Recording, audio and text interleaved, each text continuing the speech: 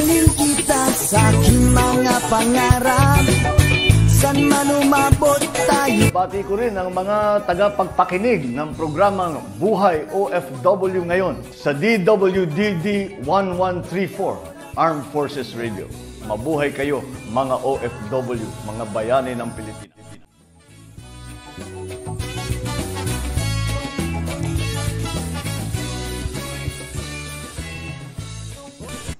Narito naman po tayo sa programang Buhay OFW ngayon, Bantay at Kasangga, Siyensya, Teknolohiya. Ito po si Terry Alpa. Yes. Okay, at syempre di na po natin di na po tayo paligoy-ligoy kasi medyo naglulo ko yung ating PLDT. Hello, PLDT. Ang bait mo talaga. Okay, pakilala na po natin ang ating partner. Ang ating pong correspondent from DOST, walang iba kundi si Lilibeth Padilla. Bati ka muna, friend.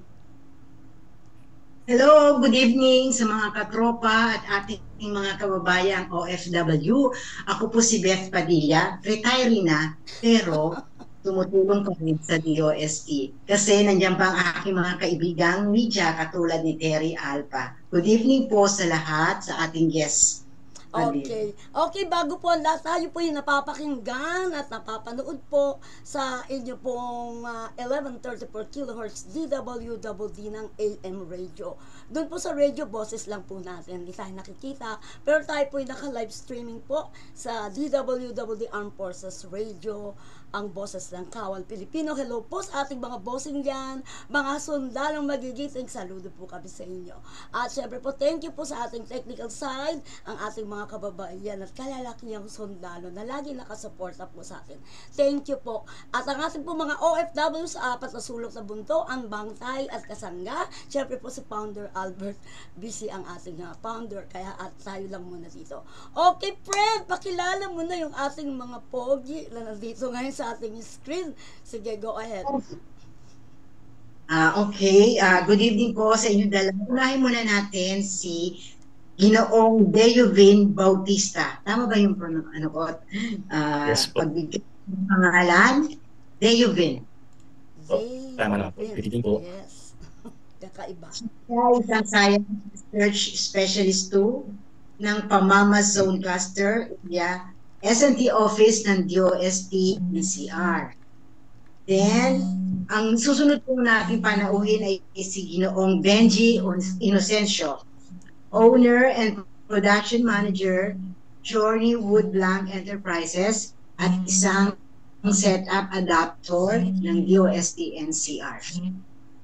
Ayan, friend. Okay. Yes po, bati muna po kayo sa ating mga tagapakinig, ating followers and viewers sa apat na sulok ng mundo. Go ahead po. Yes Good po. evening po sa ating mga tagapakinig at tagapanood po ng ating programa. Okay, si Sir Benji po. Maraming salamat po sa pag-imbita sa akin dito. Binabati ko po yung mga tagapakinig natin at magkaroon po tayo ng healthy na talakayan mamaya. Yan po. Yes, friend. Umpisahan mo na at maraming nasasabi ko ano yung mga good news po nila, sir. Okay, umpisahan ko na muna kay Mr. Benji Inocencio, no? Kasi siya pala ay dating OFW friend. Nice. Ang tanong ko, Mr. Inocencio, ano po yung mga produkto nyo sa Journey Woodblock Enterprises? Gumagawa po kami, ma'am, ng mga modular cabinets. Tapos gumagawa rin po kami ng ilang pirasong furniture. Nag-training din po kami ng mga gustong maging entrepreneur po para sa modular cabinet making yan. Pero yung main po talaga is the cabinets po talaga. Yes, friend. Bilang OFW, kailan medyo bigyan na tayo ng background, ano? Kasi baka inspiration siya ng ating mga OFW ngayon. Sir, saan po kayo galing na bansa? Sa Kuwait po. Bali, ilang taon po kayo doon? Kailan po kayo nagsimula? Ano po yun? 3 years po ako doon. 2006 ako pumunta. Tapos, Bali nag-resign po ako noong 2009 para bumalik dito at mag-start po ng business. Ayun. So, ibig sabihin, si Sir ay very successful dahil sa suporta po ng DOST. Correct po. Tama po. Yan po ang aalamin natin. So, si Sir is OFW from Kuwait, 3 years, umuwi para dito na po siya for good. Ayan po ang dapat yung pamarisan. Di lagi nandyan tayo sa ibang bansa. Okay. Ngayon, friend, tanungin mo na si Sir, ano ba yung mga nasuporta ng DOST sa kanya? O sige, go ahead. No? Kung ano yun. Siya pala na parang second term na ng setup. Yes, ma'am. Mag-up. So, ang tanong ko sa iyo, bakit mo naisipang mag-part 2 pa? Naging matagumpay ka ba doon sa una or meron kang mga gusto mo pang abutin para maging successful yung business mo? Actually, ma'am, kailangan ko po talaga nung pangalawang machine na nirequest ko doon sa unang setup. Ang nirequest ko po na machine, yung katulad din po nung una. Kasi naramdaman po namin talaga na naging mabilis yung production namin. Naging systematic kami. Kasi sobrang systematic po. Tapos, naging inspiration din po kami siguro dahil doon sa pagkuha namin na yun, na makahikayat din ako ng ibang mga entrepreneur na katulad ko na mag-partake din po dito sa setup. Actually, ma'am, yung iba ko pong mga estudyante na nag-aral din po dito sa akin sa Journey Woodblock, may mga setup recipient na rin po sila. Successful na rin po sila, ma'am. Nakakatuwa po. So, dahil nakita nila na madaling kausap ang DOST at napaka-supportive, even sila, nagkuha na rin po sila. Hindi lang po sa NCR, pati po sa ibang mga bahagi ng bansa natin. Okay. Sinabi mo mayroon kang estudyante. So, ibig sabihin, nag-set up ka ba ng school? Para nag-set up po ako ng seminar. Ang itinuturo ko po doon kung paano po talaga yung din business namin. Kasi naniniwala ako na pag nag-share ako, ma'am, hindi naman yun magiging kabawasan. Para bang hindi naman nababawasan ng apoy ang kandila pag nagsindi ng isa pa. So, ngayon, marami na kaming mga nakasindi, ma'am. Nakakatuwa. Sharing is a blessing. Sabi nga. Yes, ma'am. Tapos, eto pa, meron akong, sino yung main market mo dyan sa wood, sa mga nagawa mong mga woodworks? Saan mo dinadala? Opo, meron po kaming, actually po wala kaming marketing eh. Wala kaming marketing arm. Marami po talaga. Ano, ma'am? Pwedeng tumulong ang DOST-NCR sa marketing. Sapat, ma'am, yung project namin eh. Marami po ang napapagawa. Tapos, since nagtuturo nga po ako, yung tinuturuan ko po kasi, actually, yung sila yung ina-empower ko, yung merong entrepreneurial mind din. Dahil ayoko silang mag-fail. Dahil sa pamamagitan ng pagtulong ko sa kanila na matutunan nila itong industry na to, they will also hire people. So, even indirectly na na-hire yung mga employees na to, itong mga tao na to, I feel responsible that naging part ako why these people are hired, no? Hindi ko naman kasi kaya, ma'am, na i-hire lahat eh. Kasi yung iba, ma'am, nasa Mindanao yung iba, ma'am. Nasa Kabisayaan yung iba. So, hindi ko sila ma-hire. Pero nag-set up po ako ng mga companies po sa iba-ibang bahagi ng bansa natin. Tapos, sinasabihan ko sila about sa setup. In fact, ma'am, doon sa Cabadbaran City, meron pong isang magiging setup recipient na rin na yun, hindi man po sa NCR, pero under DOST pa rin. Tapos excited na sila, ma'am, magkakaroon din sila ng mga machines na meron ako. Makakapag-hire na sila ng mga tao pang mas marami. Okay.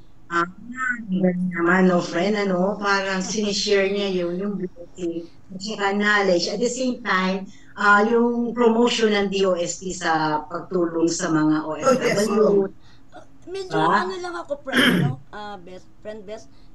Kasi alamin ko lang, ano ba itong mga products mo na wood block, no? Ito ba yung wood, kasi no, owner production manager ka ng Journey Wood Block Enterprise. So ano po yung pinaka-products po ninyo? Cabinets po talaga, ma'am. Mga cabinet. So, ano Yes, po yung naitulong sa inyo ng DOST? Meron po bang mga high-tech na gamit? Yes, ma'am. Actually, marami po yung naniniwala na ako yung unang gumamit ng CNC machines for cabinet making. Hindi kasi siya yung common na ginagamit talaga dati.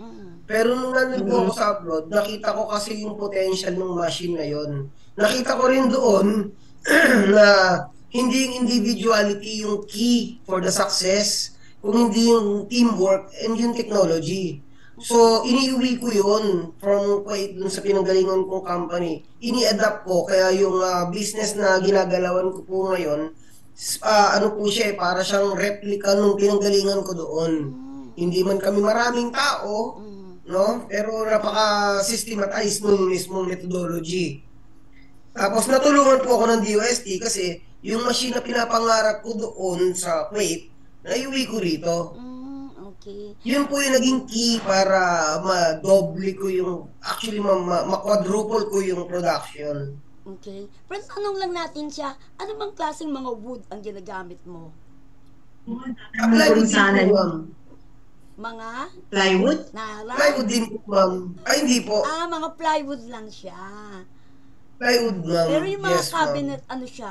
What type of cabinet? Kitchen? Lahat ba ng sa bahay ba? Yes, ma'am. Mga kitchen cabinets, closets, mga dresser cabinets, no, mga vanity cabinets. Tapos, siyempre, gumagawa pa rin talaga kami ng mga furnishings. Gumagawa pa rin talaga kami ng ng mga ibang products na made of wood, no? Ayun. Pero yun yung ini-specialize namin, ma'am, is cabinets po talaga. Tapos, syempre gusto ko maging sustainable po yung yung product ko. So, hindi kami gumagamit ng mga solid wood kasi syempre alam ko naman yung kalagayan. Nahihirapan pa rin tayo pagka nag-uulan. So, hindi mas okay sa akin gumamit lang ng plywood. Oo, tsaka mas mahal yun pagka yung mga ganong wood hindi na affordable para sa ano. Okay, shout out Mr. Ernie Perez from Bulacan, watching from Bulacan. Hello po, kay Ernie. Makinig po kayo, mga OFW po ito President po ng United Filipinos Worldwide. Yan po, hello po sa inyo lahat. Okay, so friend, ano pang mga tanong mo ka sir bago tayo tumungo kay Sir Bautista? Sir, magbigay nga kayo ng sample magkano ang isang card. May showcase po ba kayo para makita na po yung mga products nyo, di ba? Ano po, ma'am fabricated po kami, bali, yung mga dinidesign po ng mga clients namin, usually mga architects, yun po yung pina-follow namin. So, makikita niyo po ang mga cabinets na to, makikita niyo po sa Pinterest, no? Sa Google po, ganun. Sila yung mga sets ng mga cabinets, ma'am. Ito, meron po ako dito. Sample door, ma'am, na dinidevelop po. Ganito po yung mga doors na, ganito yung mga cabinets namin. Ito po yung wood, no? Tapos ito po yung mga gamit namin, yung dinidikit namin na PVC na edge band. It should be clean, crisp, tama yung mga dugtungan, yan. Pero plywood lang po ito. So, nagde-develop po ako ng mga way para maging mas malinis, mas maayos. Tapos yun po, itinuturo ko rin po yun sa mga seminars. Oo, kasi yung quality, mas dapat angat, di ba, kaysa dun sa quantity ng iyong mga produkto. Yes, ma'am. Meron ako isang tanong. Ano na ba? Bumalik na ba yung ROI? Oo naman, ma'am. Actually, hindi pa. Napakaganda ng terms with DOST. Kasi, papahiramin ka nila ng pera para doon sa yung funding na yan, para doon sa machine na kailangan mo. Yung machine na yan, ang susolve ng lahat ng mga problems mo doon sa production, di ba? Ngayon, kami binigyan kami, ma'am, ng 6 months deferred payment. So, hindi pa kami agad magbayad nang dumating, no? Bago pa nag 6 months, ma'am, ROI ka na. So, napakagandang tulong po talaga nun. Para bang sila pa yung gumawa ng paraan para makabayad ka. Diba? So, hindi ka matatakot manghiram. Mararamdaman mo talaga na supported ka. Okay. Yeah. Mm-mm. Sige, friend. May connection naman silang dalawa, di ba, ni Sir Bautista. So, tanongin na naman natin si Sir kung ano. Teka, meron pa, may- sir. Andiyan pa lang siya, ha? Hindi huwag kayo pang aalis, Sir. Siya. Marami pa po.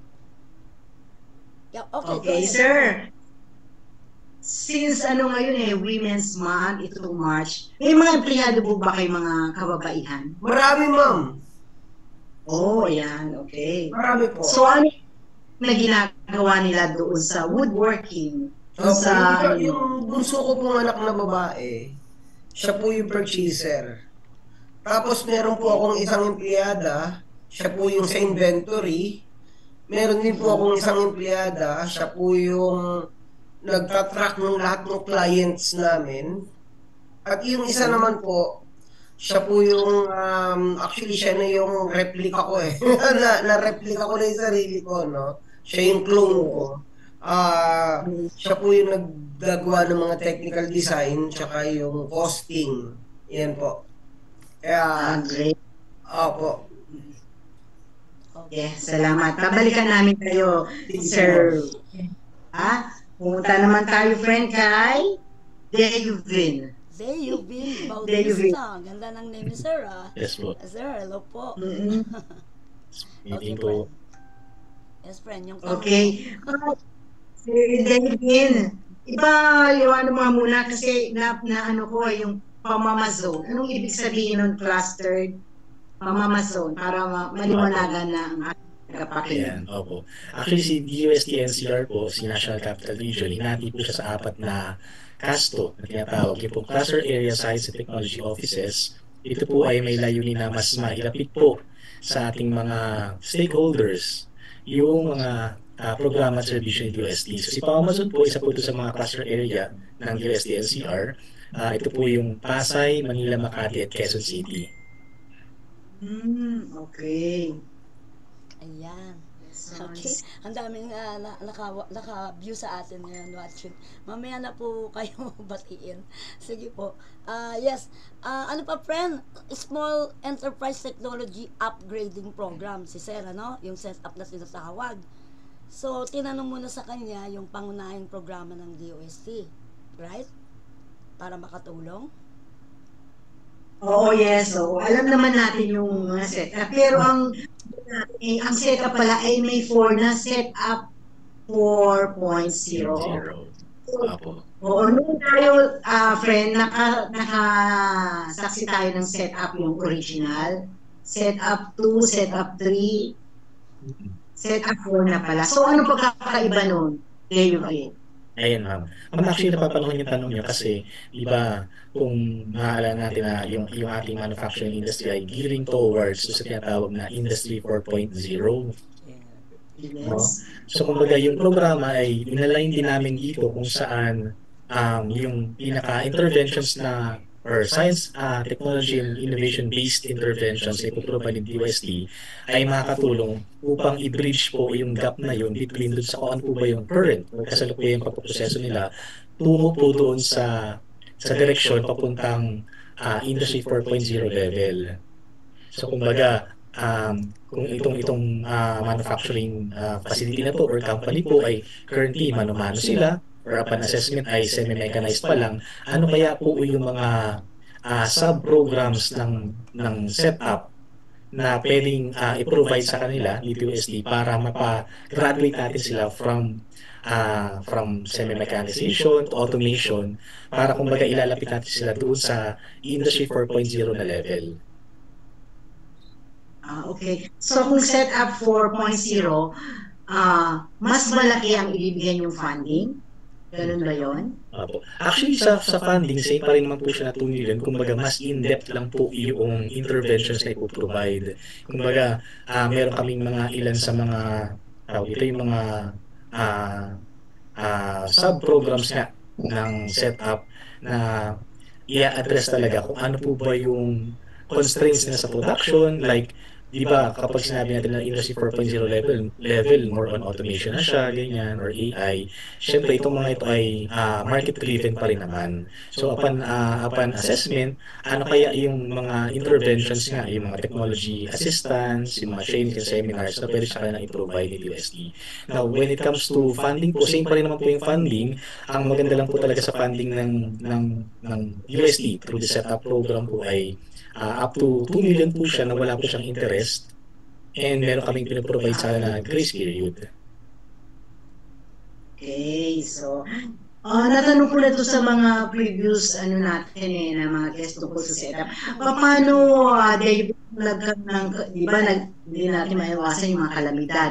Paano maibabalik ng mga naapektuhan ng mga adapters yung mga nahiram nilang pondo sa inyo? Actually, kung maalala po natin yung nakaraang pandemya, so nag-provide po si DOST ng tinatawag na moratorium para makatulong po sa kanila. So ito po ay, kumbaga, meron kaming pinrovide na 1 year na moratorium sa kanila na hindi mo na sila magbabayad until po na after 1 year at saka pa lang po ulit sila mag-start ulit ng repayment. Okay. Tumaas ba ang mga setup ng NCR? Sorry, medyo naging choppy lang po. Tumaas po yung numbers ng setup adapters. Oo. Opo. Tumaas ba? Opo, mas dumami actually po siya, lalo nung medyo nakabangon-bangon na po yung ating ekonomiya after ng pandemya. So makikita natin na mas, kumbaga, unti-unting bumabalik hanggang sa itong mga nakaraang taon, mas parang bumalik na siya. Ika nga doon sa kung ano ba yung before na level ng dami ng MSMEs na nag-avail. So meaning po ay nakikita natin na mas gumaganda po yung ekonomiya based po dito sa number of MSMEs na nag-avail po na setup. Kagaya nga ng sinabi ni Sir Inocencio, kasi parang word of mouth yung ginagawa niyong assistance sa DOS sa kanila. Kaya ang daming nag-a-avail, di ba? Yung mga prueba, mga proof kung gaano kayo tumulong. So kahit hindi kayo mag-market yung iba niyong adapters, word of mouth ba? So siguro isa di ba? Congrats sa inyo. Okay, friend. Salamat. Siguro medyo bilisan na lang natin mga tanong sa kanila. Talagang ang bilis ng oras natin. Sige, friend. In 10 minutes, anuhan mo sila. Sige. Teka, kay Sir... siguro magpaparto tayo. Innocent. Oo. Sir Benji. Yes, ma'am. Meron ba kayong mga problema ang kinakaharap ngayon at nagka-part 2 na kayo sa setup? Paano pong problema, ma'am? In terms of production? Yes, oo. Wala, ma'am eh. Kung meron, ma'am, siguro yung space namin sumisikip kasi Wow. mabilis yung production eh. Yan, very good. Okay. Yes. So, Siguro, friend, yes, friend. Siguro, friend, yung di po namin na itanong sa inyo, pwede nyo pong i-share ngayon. Sige po, unahin natin si Sir Bautista po. Sige po. Ayan nga po. So, bukod nga po sa setup, meron din kaming programa para sa mga OFW, yung Innovations for Filipinos Working Distantly from the Philippines, or iForward PH. So, technically, ano po siya? Same framework lang naman din po siya ng setup, kung maalala natin kung paano yung setup. So, meron kaming tawag dito technical assistance, yung mga libreng trainings at seminars at saka technical consultancies. On top of that po, meron din ito pong kalakip na innovation funding. So kung sa setup po, since upgrading na po ito, na ang kumbaga pinaka-eligibility po ng isang company na mag-a-avail ng programa ay at least 3 years na po silang operational, no? Sa iForward po, pwede po ito sa mga startup na OFWs po. So for OFWs po, pwede po silang yung repatriated or matagal na pong OFW, kumbaga nakabalik na po sa ating bansa, or pwede naman pong kasalukuyan silang OFW na meron po silang representative sa Philippines or sa ating bansa na pwedeng mag-represent sa kanila para mag-join po sa iForward PH na program. So ito po, ayun, kumbaga dito po tinutulungan silang magbuo ng businesses. So pinoprovide po namin ano pa yung mga technologies sa US na pwede nilang i-adapt, tsaka yung kagaya po ng mga technology-based business ideation and conceptualization, and up to makapagbuo po sila ng company, tapos provide po namin sila ng pondo, and meron po kaming mentoring, kumbaga na system para sa kanila, yung tinatawag na incubating or incubator po. Yes, nice. Palakpakan natin si Sir. Galing sa ating mga OFW. Si Sir Benji naman, ano po yung gusto niyo pang i-share na di namin natanong ni partner Beth?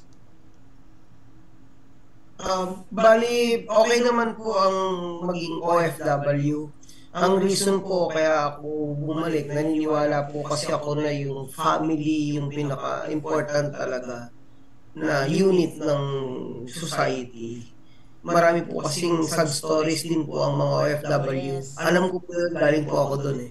So, ini-encourage ko po talaga na sana i-take nila yung iForward Philippines. Kasi kung hindi man pinalad yung iba na bumalik at hindi naman nakapag-start ng business, yung that i-take nila in consideration na matake advantage nila yung offer na yan ng DOST. Ako hindi ako nakatake ng iForward Philippines, pero very blessed ako na nakadalawang cycle ako sa setup at nagamit ko po yun. Kasi yung nga, tulad nga po sabi ko noon na baka yung mga employer no nandun pa sa abroad no, so baka pag-uwi nila marami ang naghihintay para makapag-serve naman sila sa mga kababayan natin na nandito lang. Okay naman po mag-abroad pero mas magandang kasama po ang pamilya talaga rito. Sir Virgin, nanonood ang mga taga-DOST, yung ating mga bossing. Ano bang gusto mong mensahe para sa kanila? Well, ako parang hindi na nga ako yata dapat na mag-ask for more, no? Kasi sobra na talaga yung ibinigay din ng DOST para sa mga katulad namin, entrepreneur. Pero natutuwa po ako na nagpapatuloy sila dito. Tapos makakaasa din po sila nung nakaraan nga pong kick-off namin dito, in-invite po namin ng DOST NCR. Tapos marami po yung nagpunta, marami po yung nag-sign up kasi sinasabi namin talaga doon sa mga kapwa namin na mga cabinet makers na sa ganito ng industry na andito yung DOST para tumulong sa amin. Kasi kami ma'am, yung living testimony, how the industry changed para sa amin. So we really like na they too should take advantage. Tas may experience din nila yon. Yun po. May mga naging recipient na po ma'am na mga kakilala ko po sa ganitong industry din. Nice. Friend, pagka-live talaga, bilis ang oras natin, ano? Sino ba? Parang kanina lang tayo siguro hinga na lang muna natin sila ng mensahe para sa ating mga OFW tsaka sa mga sundalo. Sige po sir, unahin po natin si Sir Bautista. Mensahe niyo po. Siguro magparto tayo. Sige po sir. Doon po sa ating mga OFW na nagnanais po na magtayo po ng kanilang business and mapalago po ito through science and technology po. So huwag po kayo magkatubiling lumapit po kay DOST para matulungan po namin kayo. Ayun. Sa ating po mga sundalo, nakikinig po sila.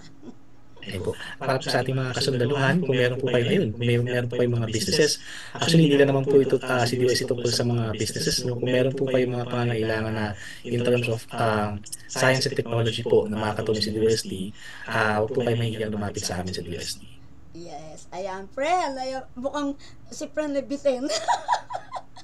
Sige, friend mo.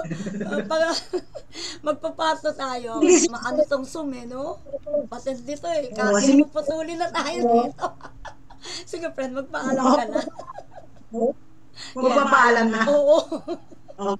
Next Salamat time, sa maging parte ng programa ni Terry Alba. Huwag kalilimutan. One DOST for you. Pa-picture tayo ng 1 DOST. Yan, ayan, dali. Ano tayo? Okay? Ayan. Sige, friend, picture tayo, ha? Ganun po kayo, sir. Yan. Yan.